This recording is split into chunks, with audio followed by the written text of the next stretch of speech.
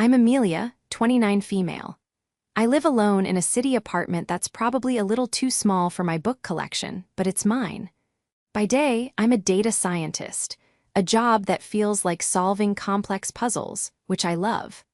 My life has always been quiet, orderly, and meticulously planned, a stark contrast to the chaotic and emotionally draining family I left behind in my hometown.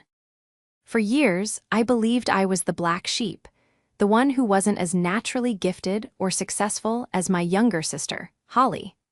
That's the story my parents, especially my dad, always told. But a single, careless sentence at a family dinner would soon unravel a decade of lies, revealing that the foundation of my family was built on a shocking betrayal I never saw coming. Before this story unfolds, I'd love to connect with you. Please let me know in the comments where you're watching from and what time it is in your corner of the world. It's amazing to see how far these stories can travel.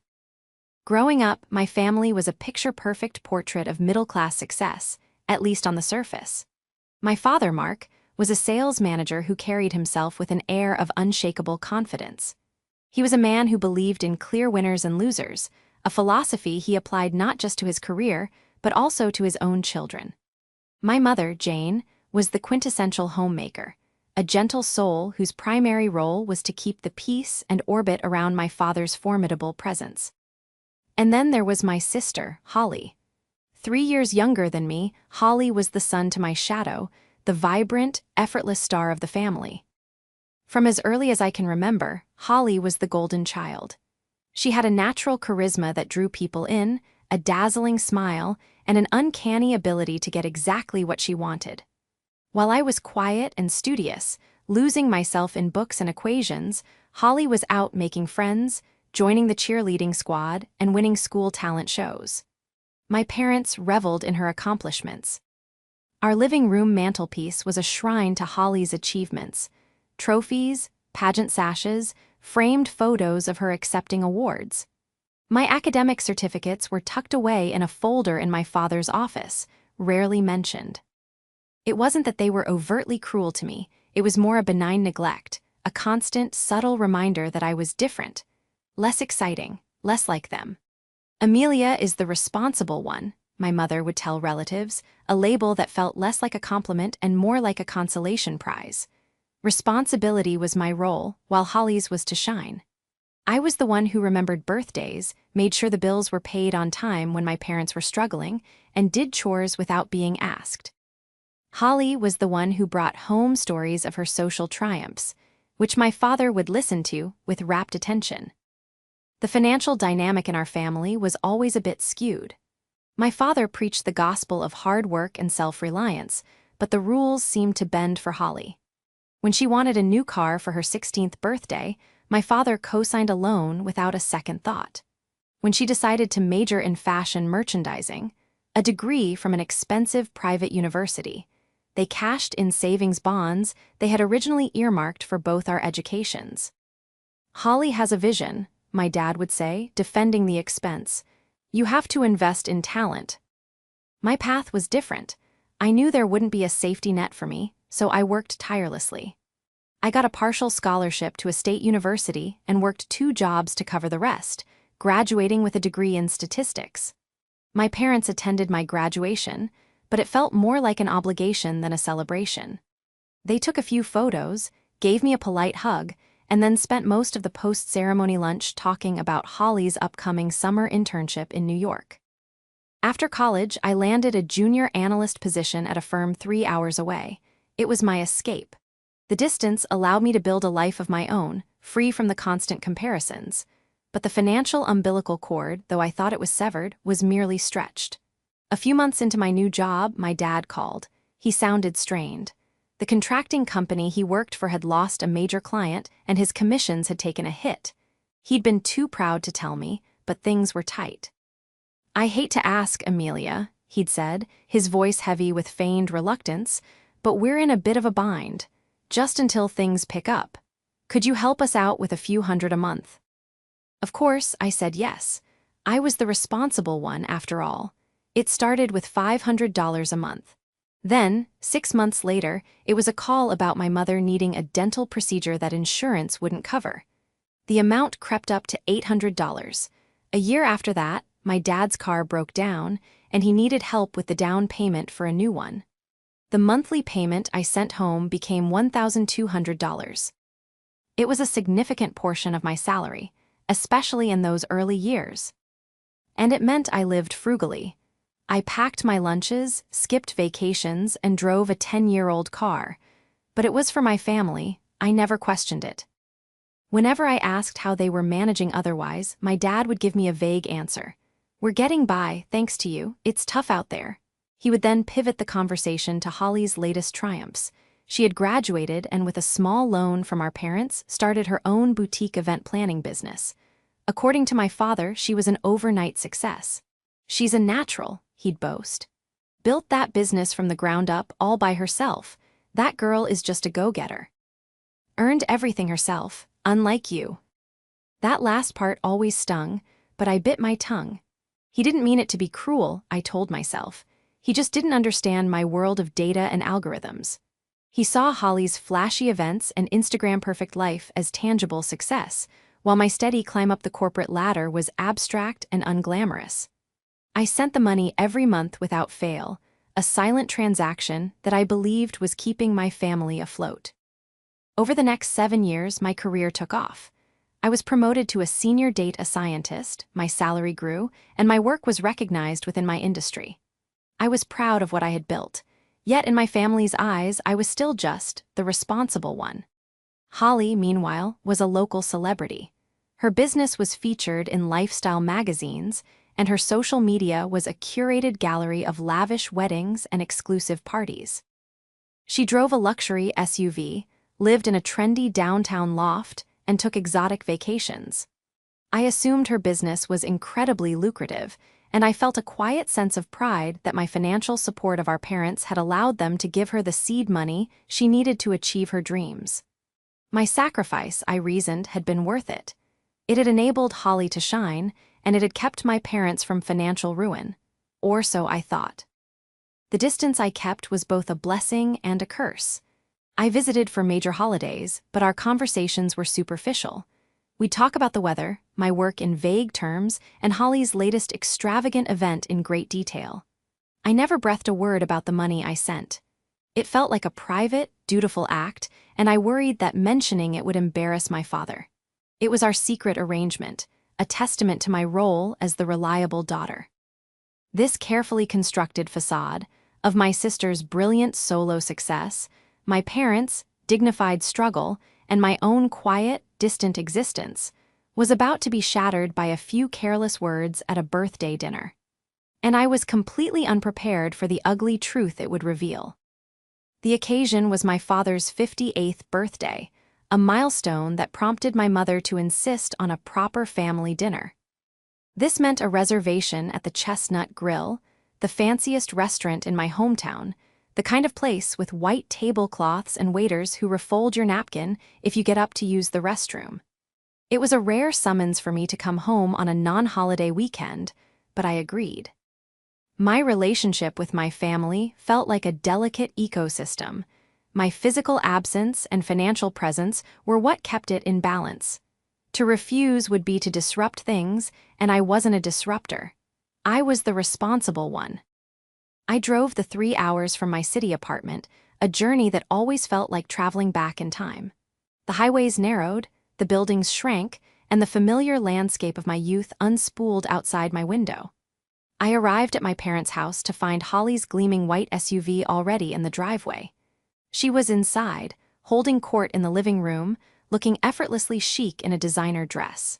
She greeted me with an air kiss that smelled of expensive perfume. "Amelia, so good of you to make it," she said, her tone bright but her eyes scanning my simple, professional attire with a flicker of what looked like pity. My parents fussed over her, my dad beaming with pride as she recounted a story about planning a last-minute wedding for a minor celebrity.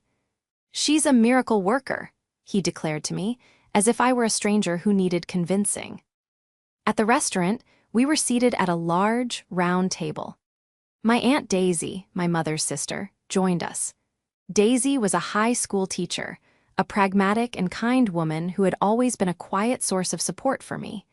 She was the only one who ever asked detailed questions about my job, listening with genuine interest as I tried to explain the complexities of data modeling. The dinner started predictably. The conversation was monopolized by Holly and my father. She talked about her recent trip to Bali for a destination wedding consultation, and he hung on her every word. I chimed in occasionally, but my contributions were usually met with a polite nod before the spotlight swiveled back to Holly. At one point, my mother turned to me and asked, "So, are you still happy at that computer company, dear?"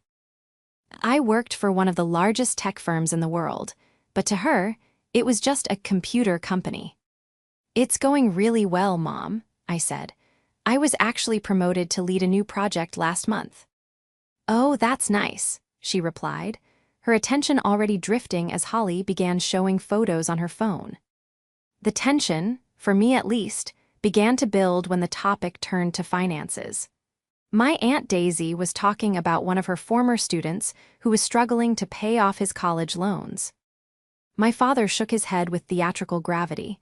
"It's all about work ethic," he announced to the table. "People these days expect handouts. Nobody wants to earn their success anymore." He then looked over at Holly, his chest puffing out with pride. "Look at Holly. She built her business from nothing, not a single cent of help from us. Every designer bag, every vacation, she's earned it all herself.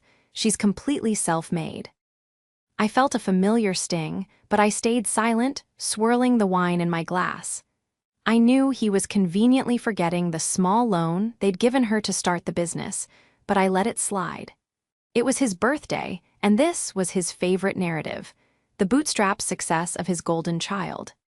He wasn't done. He turned his gaze to me, and a slight, dismissive smile touched his lips. "Your sister earned everything herself, unlike you." The words hung in the air, sharp and heavy. My fork clattered against my plate. Aunt Daisy's eyes widened slightly. My mother shifted uncomfortably in her seat. Holly just took a delicate sip of her wine, a smug little smile playing on her lips. For years, I had absorbed comments like this. He didn't understand the years I'd spent studying, the long hours I'd worked, the sacrifices I'd made.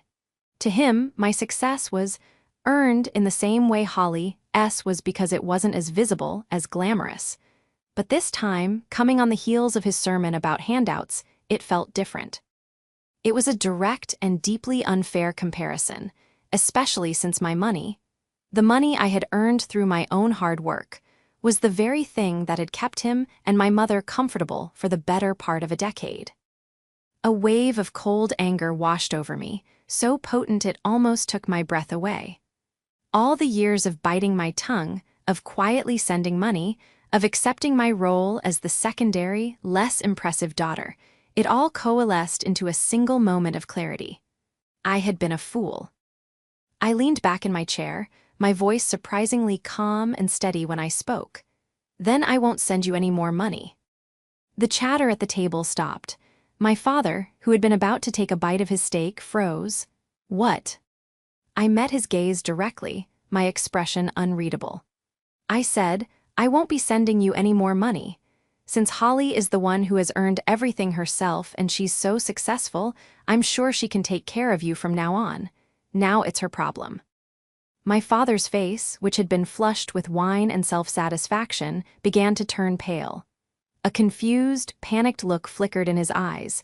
He let out a short, nervous chuckle. "What money? What are you talking about, Amelia? You haven't sent us a single cent." The silence that followed was absolute. It was as if all the air had been sucked out of the room. I didn't say a word. I just held my father's gaze. He looked utterly bewildered, but it was the flicker of genuine confusion in his eyes that sent a chill down my spine. He wasn't lying to cover for something. He truly seemed to have no idea what I was talking about. Slowly, as the seconds ticked by, everyone at the table began to turn their heads. My mother's face was a mask of confusion. My aunt's expression was one of dawning horror, and my father, his brow furrowed, followed their gaze. Everyone slowly turned to my sister. Holly was frozen, her wine glass held halfway to her lips. The The smug smile had vanished, replaced by a look of pure, unadulterated panic. Her face was ashen. In that single, silent moment, the truth, or at least the terrifying shape of it, became horrifyingly clear. The money I had been sending for nearly 10 years had never reached my parents, and there was only one other person who could have taken it. The silence in the restaurant was deafening. It felt like a scene in a movie where the sound cuts out right before the explosion. All eyes were on Holly, who looked like a deer caught in the headlights of an oncoming truck. Her face, usually a carefully composed mask of effortless confidence, had completely crumbled. The color had drained from her cheeks, and her perfectly painted lips were parted in a silent gasp. My father was the first to break the spell. He tore his eyes away from Holly and looked back at me, his expression a chaotic mix of confusion and anger. "Amelia, what is this? What kind of sick joke are you playing?" he demanded, his voice a low growl. "You haven't sent us money. Why would you lie about something like that?" I remained perfectly still, my hands resting in my lap. My own shock was a cold, hard knot in my stomach, but on the outside I was a sea of calm. "It's no joke, Dad," I said, my voice even. "For the last 9 years, I have sent you money every single month. It started at $500, and it's been $1,200 a month for the past 7 years. I did a quick, painful calculation in my head. That's $110,000. The amount hung in the air, a staggering sum that made my mother gasp audibly. She put a hand to her chest, her eyes wide with disbelief as she looked from me to my father, and then finally to Holly. "$1,200 a month?" my father repeated, his voice barely a whisper. He looked utterly lost. It was clear from his genuine bewilderment that this was the first he was hearing of it. The lie wasn't his. "What's going on, Holly?" my Aunt Daisy asked, her tone sharp and direct. She had always been able to see through my sister's polished exterior. "Amelia is not a liar. Where is the money?" Holly finally broke her paralysis. She set her wine glass down with a trembling hand, the clinking sound echoing in the tense silence. She tried to force a laugh, but it came out as a strangled, high-pitched squeak. I don't know what you're talking about," she stammered, her eyes darting between our faces, looking for an ally and finding none. "Amelia, you must be mistaken. Maybe you sent it to the wrong account. You know how you are with details and numbers." It was a desperate, clumsy attempt to shift the blame, to paint me as the absent-minded, nerdy daughter who couldn't handle her own finances. But it was too late. The seed of doubt had been planted, and it was growing into a monstrous tree of suspicion right before our eyes. My father, who had spent his entire life championing Holly, looked at her with the first flicker of doubt I had ever seen in his eyes. "The wrong account? For 9 years?" he asked, his voice laced with a dangerous edge. "I set up an automatic bank transfer 9 years ago," I stated calmly, cutting through Holly's frantic denials. "To the joint savings account you and Mom opened for me when I was a teenager, the one you told me to use for family emergencies. You gave me the account details yourself, Dad." My father's face went from pale to ghostly white. He remembered. I could see the memory dawning on him. I had called him to get the account number and routing information all those years ago. He had rattled them off from a well-worn piece of paper he kept in his desk drawer.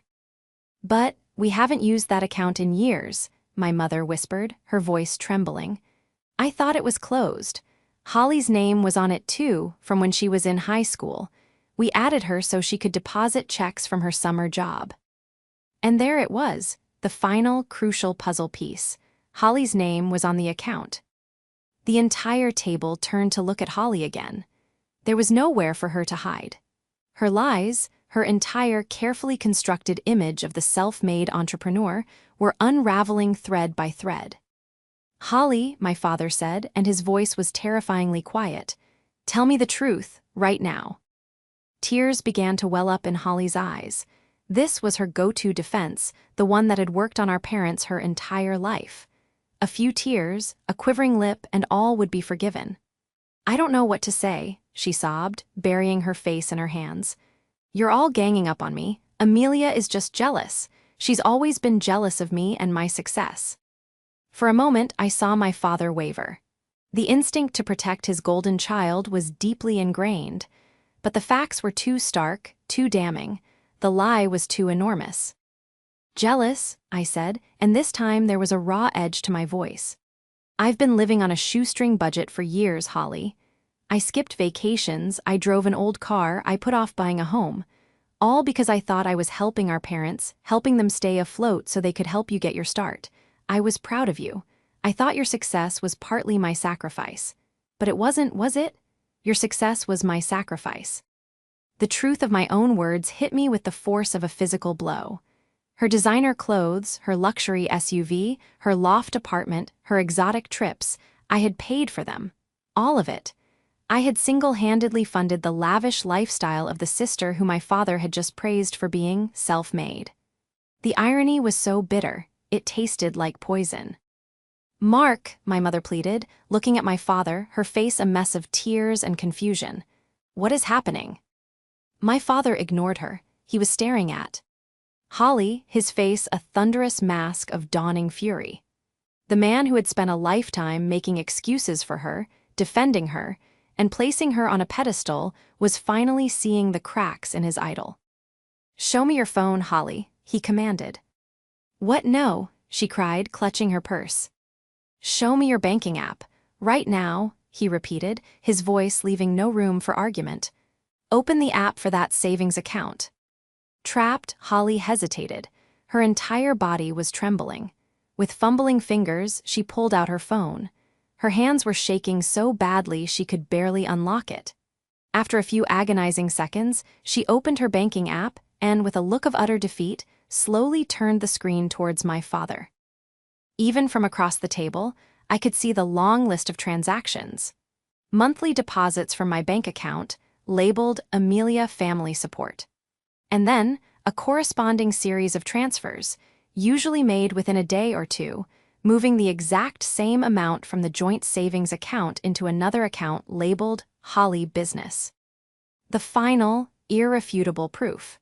The slip of the tongue had become an avalanche, and it had just buried my sister in a mountain of her own deceit. The rest of the dinner was a blur of silent, excruciating tension.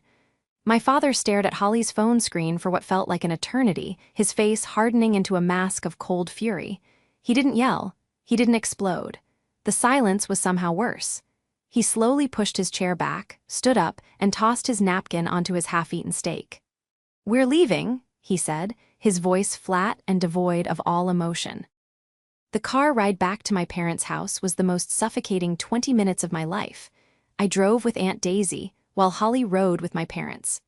I could only imagine the crushing weight of the silence in that other car.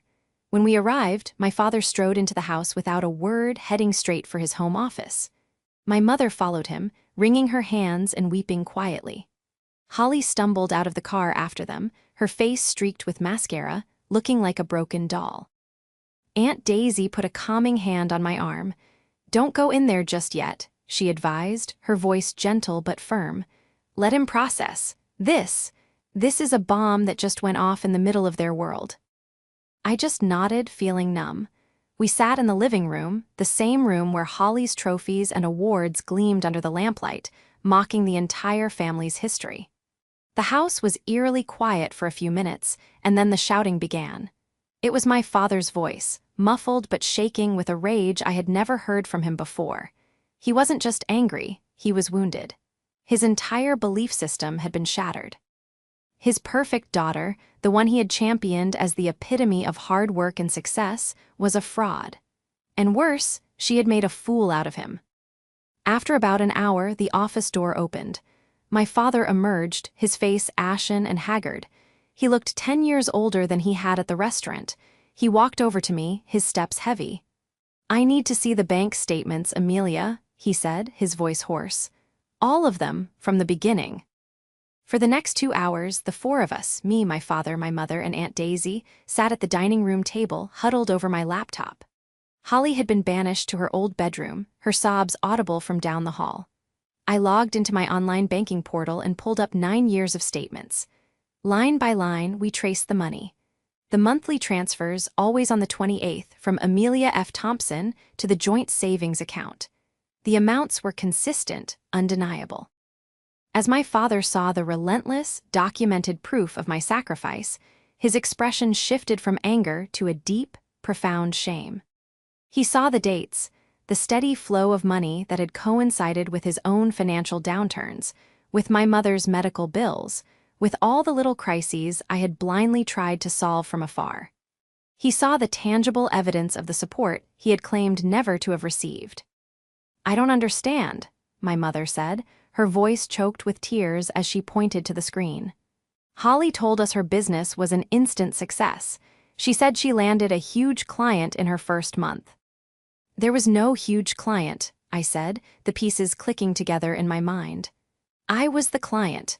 My money was her seed money, her operating capital, and her profit all in one." We then did something I should have done years ago. We searched for the joint savings account online. As my mother had said, Holly's name was still on it as a co-owner. She had full access. She could transfer money in and out at will, and the statements were all sent electronically to an email address she had set up, not to my parents' home address. She had created a perfect, invisible pipeline, siphoning my support directly into her own accounts. The true depth of her deception was staggering. It wasn't just that she took the money, it was the elaborate narrative she had constructed around it. We found the old feature in the local lifestyle magazine about her booming business. In it, she was quoted as saying, "I started with nothing but a dream and a $500 loan from my savings. It was terrifying, but I believe in hard work." My father read the line aloud and then let out a sound that was half laugh, half sob.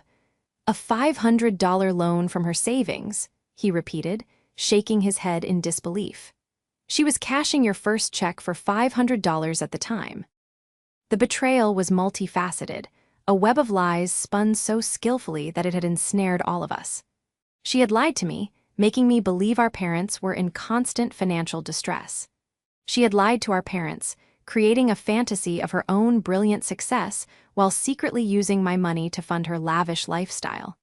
She had effectively stolen not just my money, but also my parents' respect for me.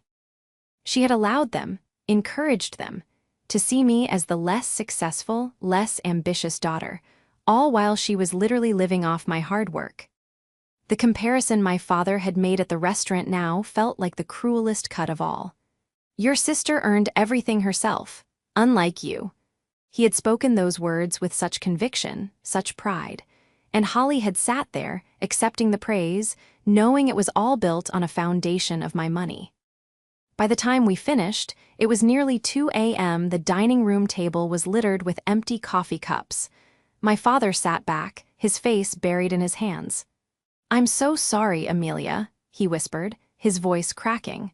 "I've been such a blind fool." It was the first time in my life I had ever heard my father apologize for anything, but the words brought me no comfort.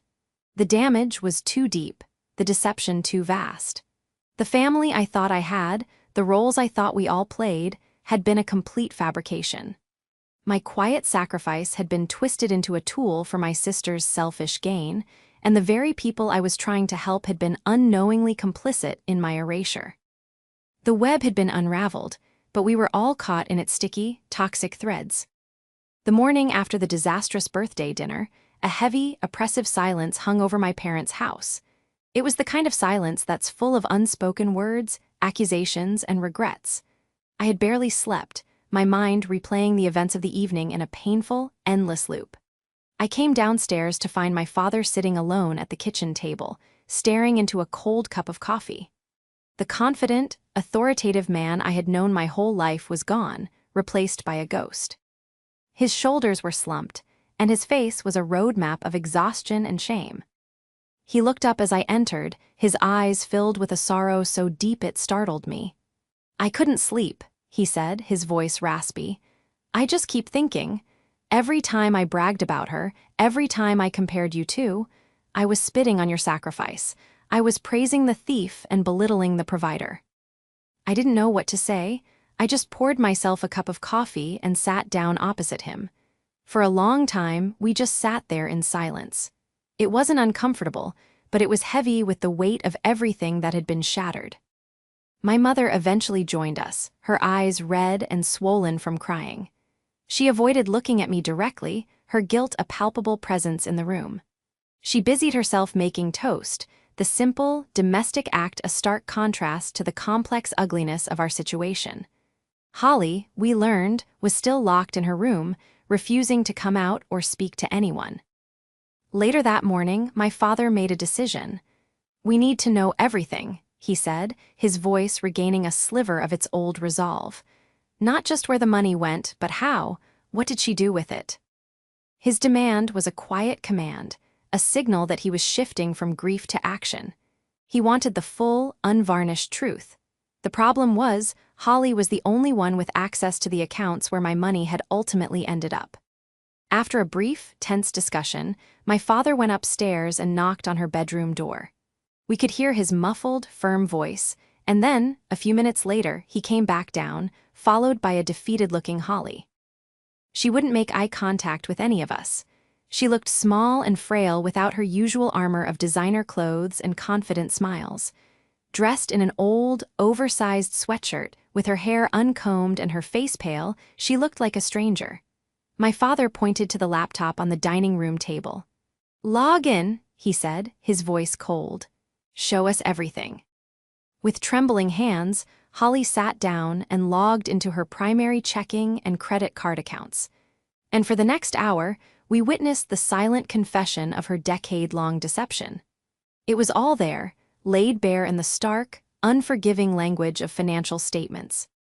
We watched a slideshow of her life, funded by me, the down payment for her luxury SUV, the security deposit and first month's rent on her trendy loft, monthly payments for a storage unit where she apparently kept supplies for her business, countless purchases from high-end boutiques with names I'd only ever seen in magazines, charges from exclusive salons, spas, and restaurants where a single meal cost more than my weekly grocery budget. And the travel. Oh, the travel. Plane tickets to Bali, Italy, Paris. Hotel charges in Cabo and the Caribbean. Each transaction was a fresh stab of betrayal. The most galling discovery was the business itself. It existed, but it was a flimsy facade. She had a business license and a fancy website, but her client list was minuscule. She planned a few small parties for friends, mostly at a discount, to maintain the illusion of being a sought-after event planner. The lavish weddings she posted about on social media were either styled photo shoots for which she paid the models and photographers, or events she had simply attended as a guest. Her entire identity as a successful entrepreneur was a lie.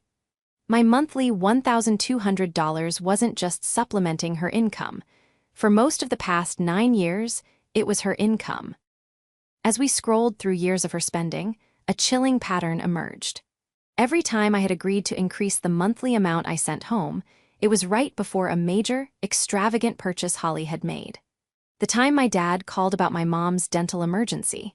That coincided with Holly booking a 2-week trip to Europe. The time he'd needed help with a new car. That's when Holly had bought a purebred puppy for $1,000 and a whole new wardrobe to go with it.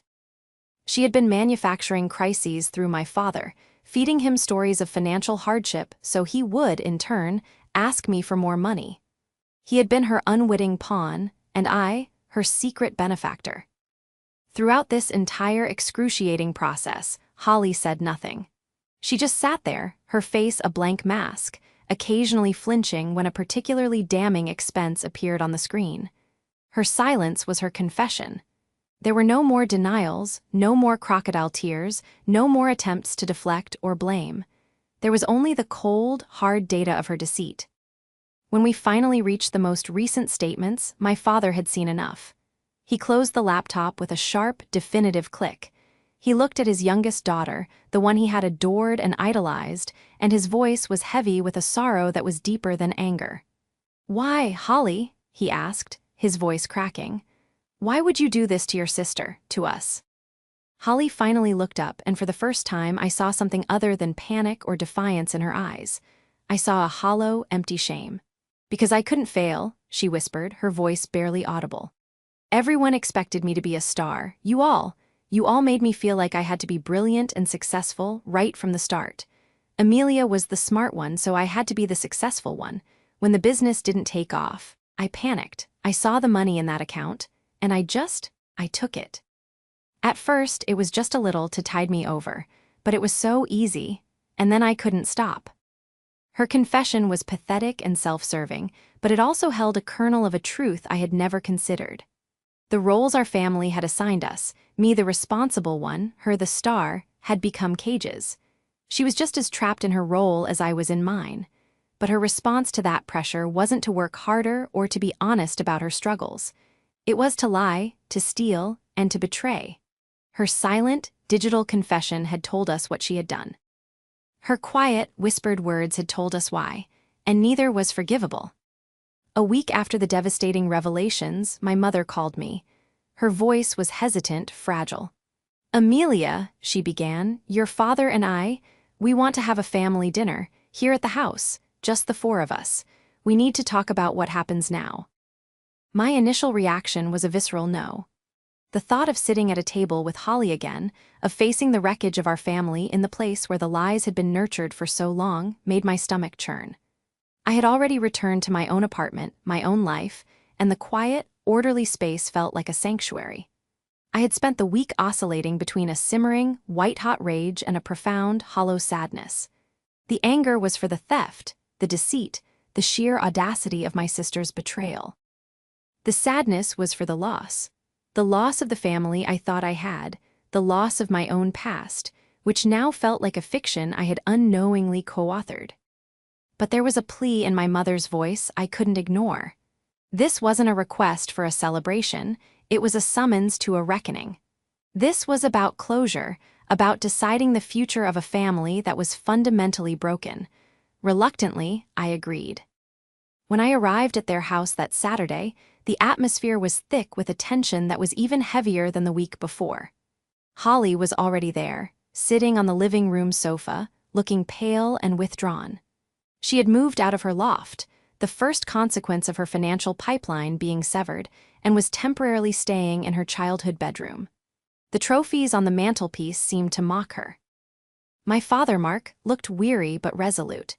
The blind adoration he once had for Holly was gone, replaced by a grim, painful clarity.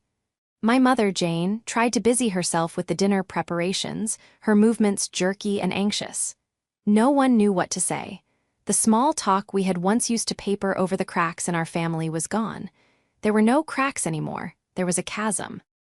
We sat down at the dining room table, the same table where we had pored over the bank statements just days before. My mother served a simple roast chicken, a meal she always made for special occasions. The irony was not lost on me. My father was the one who finally broke the silence. He cleared his throat and looked directly at Holly. "We have done a lot of thinking this week," he said, his voice firm and steady. "And we have made some decisions." He paused, and the weight of his words filled the room. "First, you will pay Amelia back, every single cent." Holly's head snapped up, her eyes wide with panic. "How?" she whispered. "I have nothing, I lost the apartment. My business is a sham, I have nothing left." "You will sell your car," my father stated, his tone leaving no room for argument. "It was bought with her money, so it's hers to reclaim. You will sell your designer clothes, your bags, your jewelry. You will get a job, any job, a real job. And you will give Amelia a percentage of your income every month until the debt is cleared. I don't care if it takes you the rest of your life. You will make this right." Holly began to cry, but these were not the performative tears she had used in the restaurant. These were the quiet, desperate tears of someone who was finally facing a real, unavoidable consequence. My father wasn't finished. He turned his gaze from Holly and looked at me. His eyes were filled with a raw, painful humility that I had never seen before. "Amelia," he began, and his voice cracked with emotion. "I know that sorry is not enough. It will never be enough. For 9 years I failed you. I dismissed your hard work, I ignored your sacrifices, and I belittled your success, all while I was praising a lie. I was a fool, and I was a bad father. My pride and my favoritism blinded me to the truth, and I am so sorry for the pain I caused you." My mother, who had been silent until now, reached a trembling hand across the table towards me. "We were so proud of her," she said, her voice choked with tears. "We wanted to believe the story she was telling us. We should have paid more attention. We should have seen you, Amelia. We really should have seen you." Hearing those words, the apologies I never thought I would receive, was both a relief and a fresh wave of pain. It was a validation of my feelings, but it also underscored the depth of their blindness, the years I had spent feeling invisible while standing in plain sight. Finally, I spoke. "I appreciate the apology," I said, my voice quiet but steady. "And I accept the repayment plan. But you need to understand that this isn't just about the money. You didn't just lose money, Holly. You stole my 20s. You stole my relationship with my parents. You took my sense of security and my trust. That's a debt you can never repay." I looked from my sister's tear-streaked face to my parents' guilt-ridden ones. "And for you," I said to my parents, "I don't know what our relationship looks like from here. Trust has been broken on all sides. You trusted her and she betrayed you.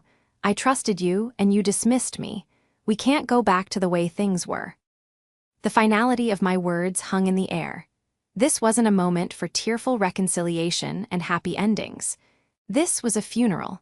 We were burying the family we had pretended to be. The golden child, the responsible one, the proud parents, all of those roles were gone, burned away by the harsh light of the truth. Dinner ended with that heavy understanding. The plan was laid out. Holly would sell her assets. She would find work. She would begin the long, arduous process of financial restitution. My parents would have to navigate a new reality, one in which their perfect daughter was a fraud and their other daughter was a stranger they were only just beginning to know. As I drove home that night, I didn't feel victorious. I didn't feel the satisfying thrill of revenge. I just felt empty. The truth had been served, but it had left a bitter taste in my mouth. I had won, but I had lost my family in the process. The months following that final, fateful dinner were a strange and quiet time of rebuilding. For me, it was about rebuilding my life on my own terms, free from the financial and emotional weight of my family's deception. For them, it was about picking up the shattered pieces of their lives and figuring out who they were without the comforting lies they had believed for so long. True to his word, my father oversaw the dismantling of Holly's fraudulent life. Her luxury SUV was sold, and the money was transferred directly to my bank account. It was a significant sum, but it felt less like a repayment and more like the return of stolen goods. Holly, stripped of her assets, was forced to confront the reality she had so skillfully avoided for years. She got a job as a retail associate at a department store in the local mall. I heard from my Aunt Daisy that she was humbled, quiet, and seemed to be genuinely trying to atone for what she had done. She began making small monthly payments to me, a constant, tangible reminder of the chasm between us. We didn't speak. There was nothing left to say. My relationship with my parents shifted into a new, uncertain phase. The phone calls were awkward at first, stilted and full of unspoken apologies. My father, in particular, seemed determined to make amends. He started asking about my work, not just as a polite courtesy, but with genuine eye. And tourist. He asked me to explain data modeling to him, and he listened patiently, even when the concepts were clearly over his head. It was his way of saying, "I see you now. I'm trying to understand your world." My mother sent me care packages filled with my favorite homemade cookies and long, rambling letters expressing her regret. They were small gestures, but they were consistent, and they felt sincere. We began to slowly, cautiously build a new relationship, one based not on assigned roles and false narratives, but on a fragile, emerging honesty. The biggest change, however, was within me. With the financial burden lifted, I felt a sense of freedom I hadn't realized I was missing. The $1,200 a month that had once been a symbol of my silent sacrifice was now my own. I started investing it, building a future that was solely for me. I took my first real vacation, a trip to the national parks out west, and reveled in the beauty of the landscape and the simple joy of being untethered. I also started looking at my own career differently. I had always been driven, but now my ambition was for myself, not to prove my worth to anyone else. I pitched a passion project at work, a complex predictive model that I had been developing in my spare time. My boss was so impressed that he not only approved it, but also promoted me to head a new data science division. The promotion came with a significant raise and a corner office with a view of the city skyline. It was a success that was unequivocally mine, earned through my own talent and hard work. About a year after the truth came out, I used the money from Holly's car and my own savings to make a down payment on a condominium in the city. It was a beautiful space, with large windows, high ceilings, and enough room for all my books and then some. As I stood in my empty living room on the day I got the keys, I was struck by a profound sense of peace. For so long, I had been the ghost in my own family, the quiet, responsible one whose contributions were invisible. My sister had stolen my money, but in doing so, she and my parents had inadvertently given me a gift, the chance to completely redefine my life. I still see my parents. We have dinner once a month, usually at a neutral location halfway between our homes. The conversations are still sometimes cautious, but they are real. They ask about my work, my new home, my life, and they listen to the answers. Holly is never the main topic of conversation. They mention her in passing, that she's taking accounting classes at the local community college, that she's been promoted to assistant manager at her store. They speak of her with a kind of sad detachment, as one would speak of a distant relative who has made some poor life choices. The pedestal she once occupied is gone, replaced by the quiet, unglamorous reality of her long road to redemption. I don't know if our family will ever fully heal. Some betrayals cut too deep, and the scars remain even after the wounds have closed. But I have found a different kind of healing. It's the healing that comes from stepping out of the shadows and building a life in the sun, a life that is authentically, unapologetically my own. I am no longer just the responsible one. I am